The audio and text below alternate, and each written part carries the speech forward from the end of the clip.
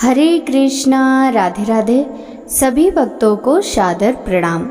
भक्तों, आप नियमित प्रातः 6:30 बजे हमारे चैनल पर श्रीमद् भागवत पुराण की कथाएं श्रवण करते हैं। साथ ही प्रातः 6 बजे भाद्रपद मास महात्म्य की कथाएं भी श्रवण करते हैं। सभी वारों की कथाएं, तिथि ज्ञान इत्यादि की जानकारी भी आपको हमारे चैनल के माध्यम से दी जाती है। भक्तों, यदि अभी तक आपने चैनल को सब्सक्राइब नहीं किया है तो अवश्य ही कर लें।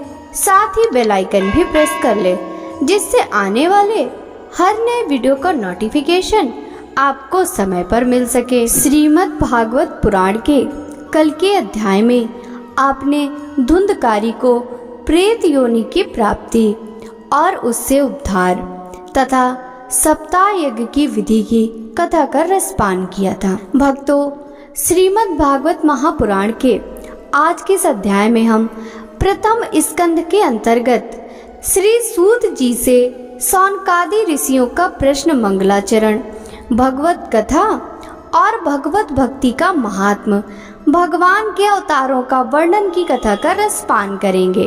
तो चलिए भक्तों, वीडियो शुरू करते हैं।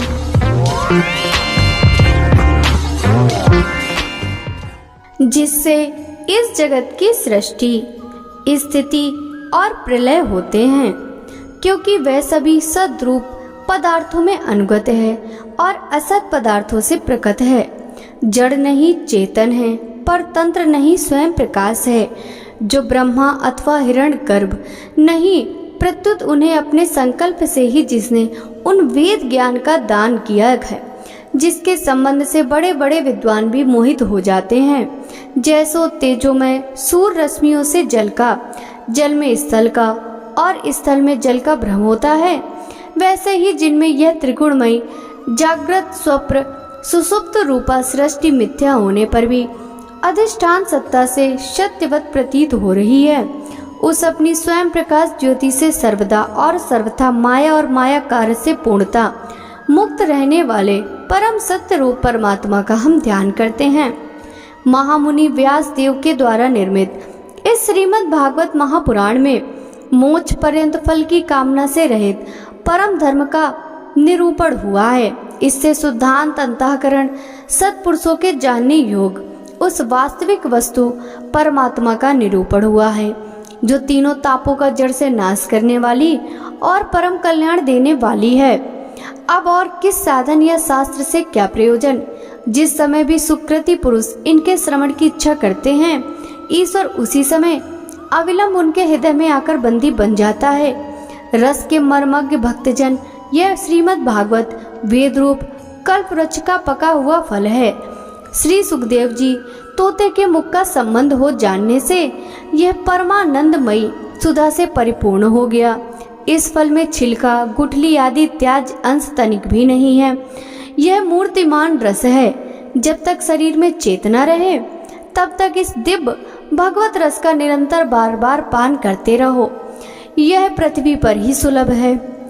एक बार भगवान विष्णु और देवताओं के परम पुण्यमय क्षेत्र नैमिषारण्य में सौनक आदि ऋषियों ने भगवत प्राप्ति की इच्छा से सहस्त्र वर्षों में पूरे होने वाले एक महान यज्ञ का अनुष्ठान किया।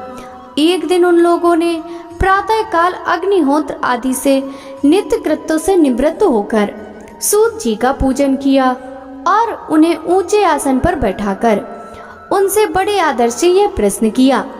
ऋषियों ने कहा, सूत जी, आप निष्पाप हैं।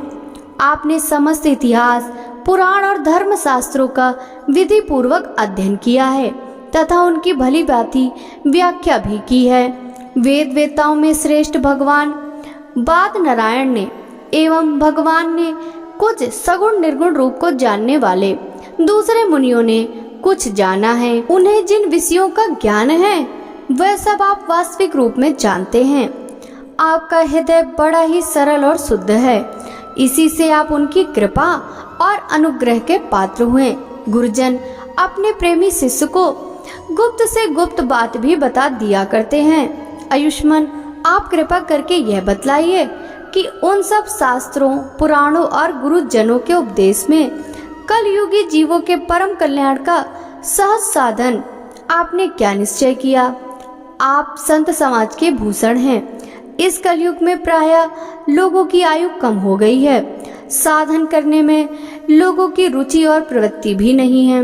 लोग आलसी हो गए हैं। उनका भाग्य तो मंद ही है, समझ भी थोड़ी है। इसके साथ ही वे नाना प्रकार की विघ्न बाधाओं से घिरे हुए भी रहते हैं। शास्त्र भी बहुत से हैं, परंतु उनमें एक निश्चित साधन का नहीं, अनेक प्रकार के कर्मों का वर्णन है। साथ ही वे इतने बड़े हैं कि उनका एक अंश सुनना भी कठिन है। आप परोपकारी हैं। आप बुद्धि से उसका सार निकालकर प्राणियों के परम कल्याण के लिए हम श्रद्धालुओं को सुनाइए, जिससे हमारे अंतःकरण की शुद्धि प्राप्त हो। प्यारे सूत जी, आपका कल्याण हो। आप तो जानते ही हैं कि यदुवंशियों के रक्षक भक्त वत्सल भगवान श्री कृष्ण वसुदेव की धर्म पत्नी देवकी के गर्भ से क्या करने की इच्छा से अवतीर्ण हुए थे। हम उसे सुनना चाहते हैं। आप कृपा करके हमारे लिए उसका वर्णन कीजिए, क्योंकि भगवान का अवतार जीवों के परम कल्याण और उनकी भगवत प्रेममय समृद्धि के लिए होता है। यह जीव जन्म मृत्यु के चक्कर में पड़ा हुआ है। इस स्थिति में यदि वह कभी भगवान के मंगलमय नाम का उच्चारण कर ले तो उसी क्षण उससे मुक्त हो जाए, क्योंकि स्वयं वह भी भगवान से डरता है। सूत जी, परम विरक्त और परम शांत मुनिजन भगवान के श्री चरणों की शरण में ही रहते हैं। अतएव उनके स्पर्श मात्र से संसार के जीव तुरंत पवित्र हो जाते हैं। इधर गंगा जी के जल का बहुत दिनों तक सेवन किया जाए तब कहीं पवित्रता प्राप्त होती है। ऐसे पुण्यात्मा भक्त जिनकी लीलाओं का गान करते हैं, उन भगवान का कलिमलहारी पवित्र यश भला आत्मशुद्धि की इच्छा ऐसा कौन मनुष्य होगा जो श्रवण न करे। वे लीला से ही अवतार धारण करते हैं। नारद आदि महात्माओं ने उनके उदार कर्मों का गान किया है। हम श्रद्धालुओं के प्रति आप उनका वर्णन कीजिए। बुद्धिमान सूत जी, सर्व समर्थ प्रभु अपनी योग माया से स्वसंद लीला करते हैं। आप उन श्री हरि की मंगलमयी अवतार कथाओं का वर्णन कीजिए। पुण्य कीर्ति भगवान की लीला सुनने से हमें कभी भी तृप्ति नहीं हो सकती, क्योंकि रसग्र श्रोताओं को पद पद पर भगवान की लीलाओं में नए नए रस का अनुभव होता है। भगवान श्री कृष्ण अपने को छिपाए हुए थे। लोगों के सामने ऐसी चेष्टा करते थे मानो कोई मनुष्य हो, परंतु उन्होंने बलराम जी के साथ ऐसी लीलाएं भी की हैं। ऐसा पराक्रम भी प्रकट किया जो मनुष्य नहीं कर सकते। कलयुग को आया जानकर वैष्णव क्षेत्र में हम दीर्घकालीन सत्र का संकल्प करके बैठे। श्री हरि की कथा सुनने के लिए हमें अवकाश प्राप्त है। यह कलयुग अंतःकरण की पवित्रता और शक्ति का नाश करने वाला है। इससे पार पाना कठिन है। जैसे समुद्र से पार जाने वालों को कर्णधार मिल जाए, उसी प्रकार इससे पार जाने की इच्छा रखने वाले हम लोगों से ब्रह्मा ने आपको मिलाया है। धर्म रक्षक ब्राह्मण भक्त योगेश्वर भगवान श्री कृष्ण अपने धाम में पधार जाने पर धर्म ने अब किसकी शरण ली है, यह बताइए। श्री व्यास जी कहते हैं, सौनकादि ब्रह्मवादी ऋषियों के प्रश्न सुनकर रोमहर्षण के पुत्र उग्र श्रवा को बड़ा ही आनंद हुआ। उन्होंने ऋषियों के इस मंगलमय प्रश्न का अभिनंदन करके कहना आरंभ किया। सूत जी ने कहा, जिस समय श्री सुखदेव जी का यज्ञोपवीत संस्कार भी नहीं हुआ था, सुतरा लौकिक वैदिक कर्मों के अनुष्ठान का अवसर भी नहीं आया था, उन्हें अकेले ही संन्यास लेने के उद्देश्य से जाते देखकर उनके पिता व्यास जी विरह से कातर हुए पुकारने लगे, बेटा बेटा। उस समय तन्मय होने के कारण श्री सुखदेव जी की ओर से वृक्षों ने उत्तर दिया, ऐसे सबके हृदय में विराजमान श्री सुखदेव मुनि को मैं नमस्कार करता हूँ। यह श्रीमद् भागवत अत्यंत गोपनीय रहस्यात्मक पुराण है। यह भगवत रूप का अनुभव कराने वाला और समस्त वेदों का सार है। संसार में फंसे हुए जो लोग इस घोर अज्ञान अंधकार से पार जाना चाहते हैं, उनके लिए आध्यात्मिक तत्वों को प्रकाशित करने वाला यह अद्वितीय दीपक है।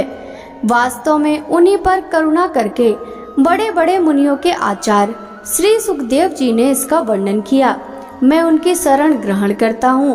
मनुष्यों में सर्वश्रेष्ठ भगवान के अवतार नर नारायण ऋषियों को, सरस्वती देवी को और श्री व्यास देव जी को नमस्कार करके तब संसार और अंतःकरण के समस्त विकारों पर विजय प्राप्त कराने वाले श्रीमद् भागवत महापुराण का पाठ करना चाहिए।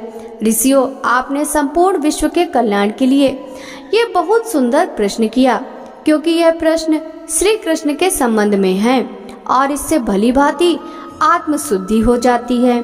मनुष्यों के लिए सर्वश्रेष्ठ धर्म वही है जिससे भगवान श्री कृष्ण में भक्ति हो, भक्ति भी ऐसी जिसमें किसी प्रकार की कामना न हो, जो नित्य निरंतर बनी रहे।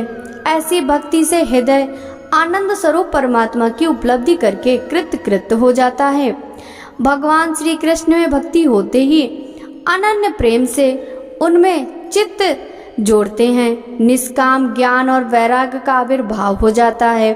धर्म का ठीक ठीक अनुष्ठान करने पर भी यदि मनुष्य के हृदय में भगवान की लीला कथाओं के प्रति अनुराग का उदय न हो तो वह निराश्रम ही श्रम है। धर्म का फल है मोक्ष। उसकी सार्थकता अर्थ प्राप्ति में नहीं, अर्थ केवल धर्म के लिए है। भोग विलास उसका फल नहीं माना गया। भोग विलास का फल इंद्रियों को तृप्त करना नहीं है, उसका प्रयोजन है केवल जीवन निर्वाह। जीवन का फल भी तत्व जिज्ञासा है। बहुत कर्म करके स्वर्ग आदि प्राप्त करना उसका फल नहीं है। तत्ववेत्ता लोग ज्ञाता और ज्ञेय के भेद से रहित अखंड अद्वितीय सच्चिदानंद स्वरूप ज्ञान को ही तत्व कहते हैं। उसी को कोई ब्रह्म, कोई परमात्मा और कोई भगवान के नाम से पुकारते हैं। श्रद्धालु मुनिजन भागवत श्रवण से प्राप्त ज्ञान वैराग्य युक्त भक्ति से अपने हृदय में उस परम तत्व रूप परमात्मा का अनुभव करते हैं। शौनकादि ऋषियों यही कारण है कि अपने अपने वर्ण तथा आश्रम के अनुसार मनुष्य को धर्म का अनुष्ठान करते हैं। उसकी पूर्ण सिद्धि इसी में है कि भगवान प्रसन्न हो। इसलिए एकाग्र मन से भक्त वत्सल भगवान का ही नित्य निरंतर श्रवण, कीर्तन, ध्यान और आराधना करनी चाहिए।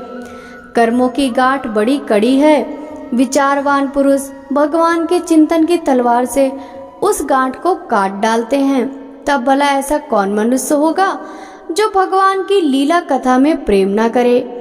शौनकादि ऋषियों पवित्र तीर्थों का सेवन करने से महत् सेवा, तदंतर श्रवण की इच्छा, फिर श्रद्धा, तत्पश्चात भगवत कथा में रुचि, भगवान श्री कृष्ण के यश का श्रवण और कीर्तन दोनों पवित्र करने वाले हैं।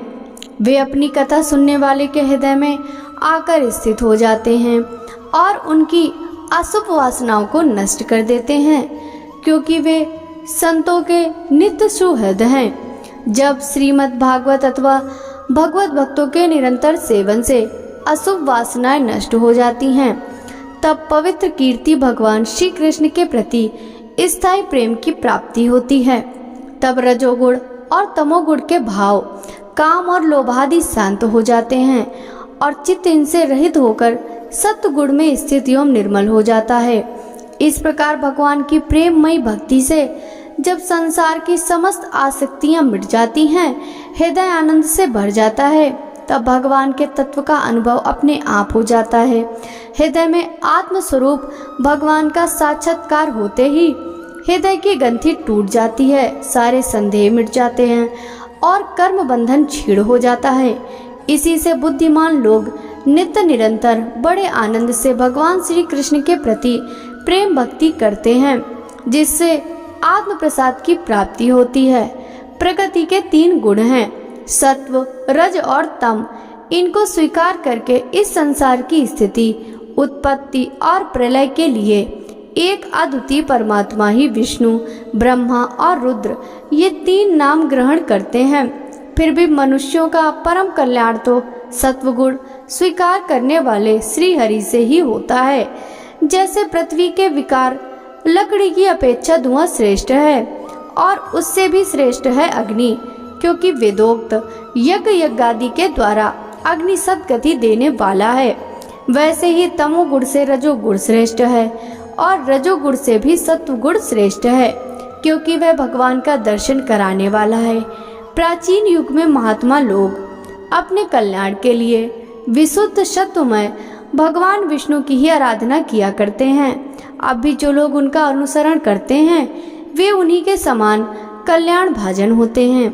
जो लोग इस संसार सागर से पार जाना चाहते हैं वे यद्यपि किसी की निंदा तो नहीं करते, न किसी में दोष ही रखते हैं, फिर भी घोर रूप वाले तमोगुणी, रजोगुणी, भैरवादी भूतपतियों की उपासना न करके सत्वगुणी विष्णु भगवान और उनके अंश कला स्वरूपों का ही भजन करते हैं। परंतु जिसका स्वभाव रजोगुणी अथवा तमोगुणी है वे धन, ऐश्वर्य और संतान की कामना से भूत, पितर और प्रजापतियों की उपासना करते हैं, क्योंकि इन लोगों का स्वभाव भूत आदि से मिलता जुलता है।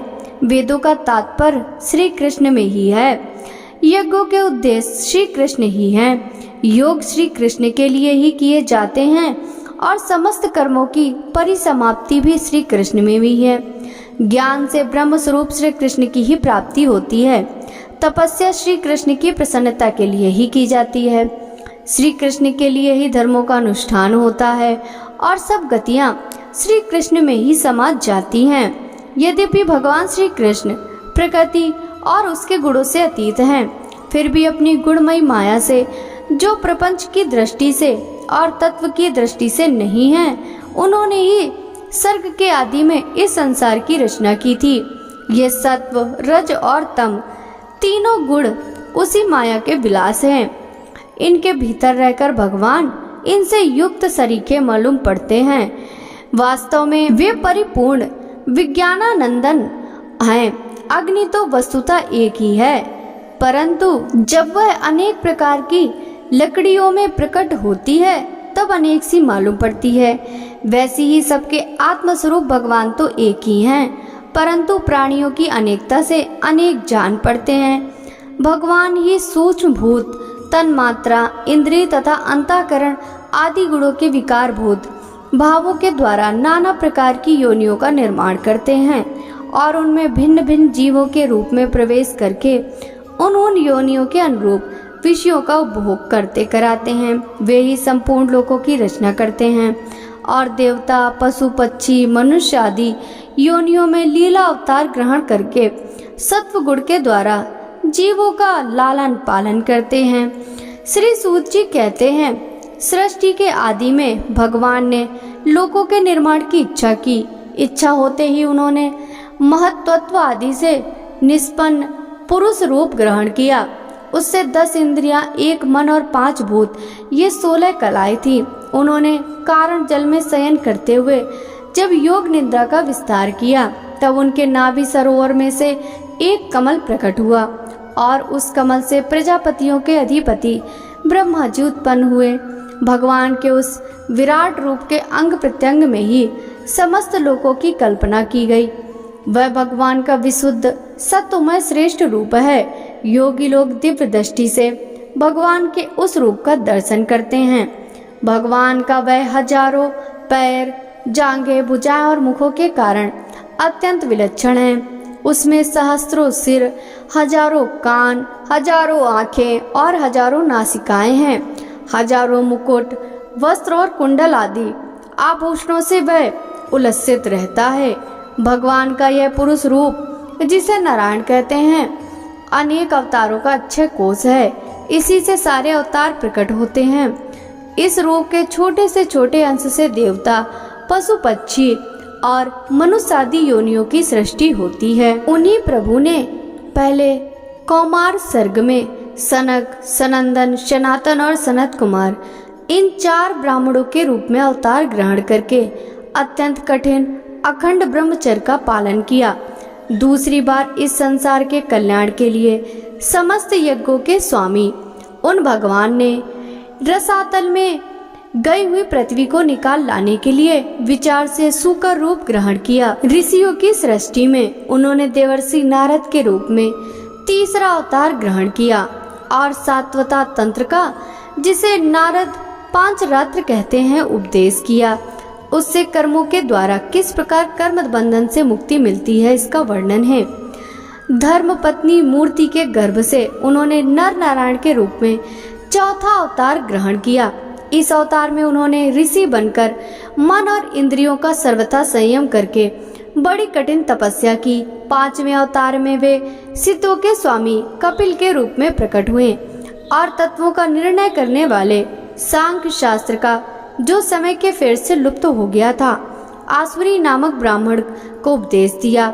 अनसुईया के वर मांगने पर 6ठे अवतार में वे अत्रि की संतान दत्तात्रेय हुए। इस अवतार में उन्होंने अलर्क और प्रहलाद आदि को ब्रह्म ज्ञान का उपदेश दिया। 7वीं बार रुचि प्रजापति की आकुति नामक पत्नी से यज्ञ के रूप में उन्होंने अवतार ग्रहण किया और अपने पुत्र याम आदि देवताओं के साथ स्वयंभू मनवंतर की रक्षा की। राजा नाभि की पत्नी मेरु देवी के गर्भ से ऋषभ देव के रूप में भगवान ने 8वां अवतार ग्रहण किया। इस रूप में उन्होंने परमहंसों का वह मार्ग, जो सभी आश्रमियों के लिए वंदनीय है, दिखाया। ऋषियों की प्रार्थना से 9वीं बार वे राजा पृथु के रूप में अवतीर्ण हुए। सौनकादि ऋषियों इस अवतार में उन्होंने पृथ्वी से समस्त औषधियों का दोहन किया था। इससे वह अवतार सबके लिए बड़ा ही कल्याणकारी हुआ। चाक्षुष मनवंतर के अंत में जब सारी त्रिलोकी समुद्र में डूब रही थी, तब उन्होंने मत्स्य के रूप में 10वां अवतार ग्रहण किया और पृथ्वी रूपी नौका पर बैठाकर अगले मनवंतर के अधिपति वह विश्वत मनु की रक्षा की। जिस समय देवता और दैत्य समुद्र मंथन कर रहे थे, उस समय 11वां अवतार धारण करके कच्छप रूप से भगवान ने मंदराचल को अपनी पीठ पर धारण किया। 12वीं बार धनवंतरी के रूप में अमृत लेकर समुद्र से प्रकट हुए और 13वीं बार मोहिनी रूप धारण करके दैत्य को मोहित करते हुए देवताओं को अमृत पिलाया। 14वें अवतार में उन्होंने नरसिंह रूप धारण किया और अत्यंत बलवान दैत्यराज हिरण्यकश्यप की छाती अपने नखों से अनायास इस प्रकार फाड़ डाली, जैसे चटाई बनाने वाला सीकों को चीर डालता है। 15वीं बार वामन का रूप धारण करके भगवान दैत्यराज बलि के यज्ञ में गए। वे चाहते थे त्रिलोकी का राज, परंतु मांगी उन्होंने केवल 3 पग पृथ्वी।